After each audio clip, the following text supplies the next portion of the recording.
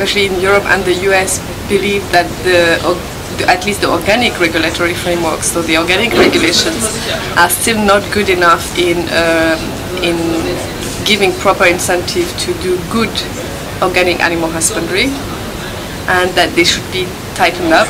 The problem is that the more you tighten them up, the more you detail them, the more they inhibit innovation. And so regulation that is too loose will basically encourage even organic production systems that tend to become more and more similar to conventional systems due to basically the market forces and the economies of scale. But regulation that is too detailed and too prescriptive is going to inhibit innovation, which is really, innovation is really needed. So what we are thinking now is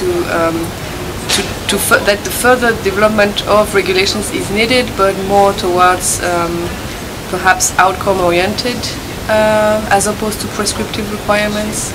And well, this we hope could support the further development of organic livestock systems that are more sustainable and still meet the, are still economically viable. People who treat their animals well and who respect their natural behavior are going to find their animals easier to handle, less stressed, healthier, more productive in the long run, and that the different shortcuts that are taken by confinement systems are going to rely on ever-increasing inputs, medications,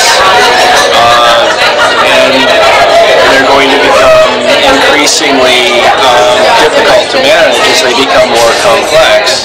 Consumer will not be that sensitive to animal welfare, but in long run, so they will be more compassionate towards animals. They will expect a food coming from a welfare-oriented farm.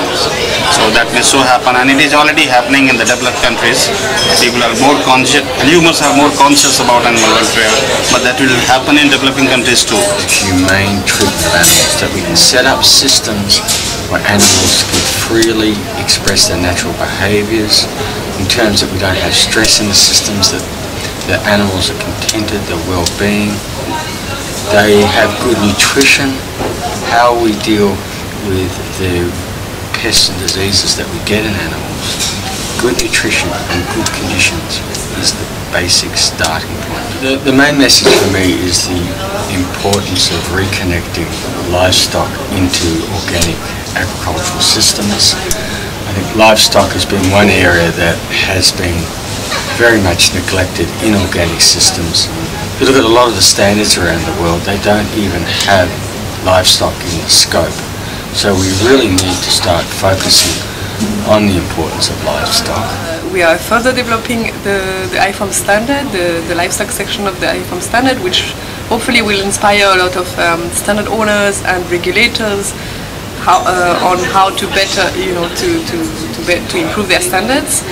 But on the other hand, we are also having this Sustainable Organic Agriculture Action Network, the SOAN, which is going to approach the issue as well, but not from a standard angle, but rather from an angle of promoting best practices, that are practices that people would be encouraged to adopt, that would hopefully, result also in economical gain for farmers. Humanity now hangs on a slender thread of learning to run livestock mimicking nature, because there is nothing now but livestock that can reverse desertification, which is playing such a key role in poverty, violence, emigration, droughts, floods, and climate change.